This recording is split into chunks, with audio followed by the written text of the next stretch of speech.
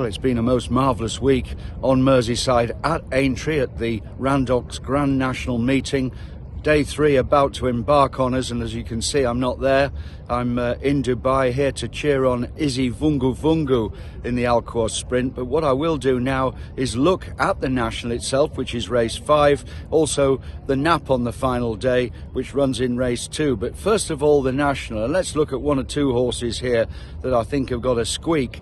Well, Beauport was my original selection for this race. Last season's Midlands Grand National winner, has had a great season himself over hurdles on this occasion, but here he is back over fences. Sadly, the ground has gone absolutely against him. He needs a ploughed field and he's going to get a much quicker racing surface. I can't see him handling it, Beauport.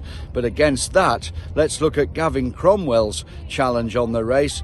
He has 3 runners representing him, including of course the cross-country champion Stumpstown, who has won its last 4 in that discipline and must also have a massive chance here if adapting to these fences, which he really should, granted how easily he's taken to the cross-country.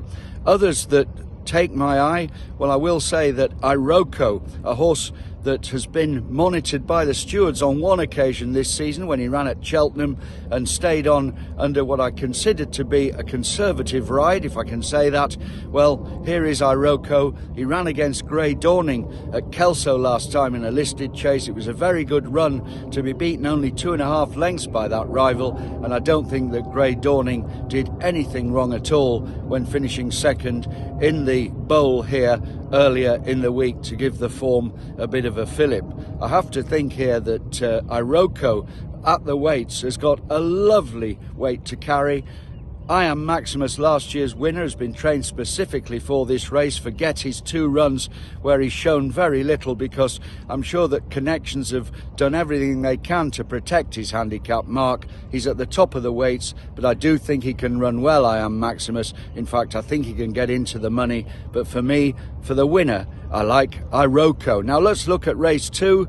Nicky Henderson's had a topsy-turvy week, but here he's got Lulamba, came from France, lost his unbeaten record when second in the Triumph to that 100-to-1 shot Pontos, who came and mugged him in the final strides. I think Lulamba, the decision to come up to 2.5 miles here, getting a lot of weight from his older rivals, is a very shrewd ploy indeed, and the Lulamba is indeed the best bet on the final day of the Grand National Meeting.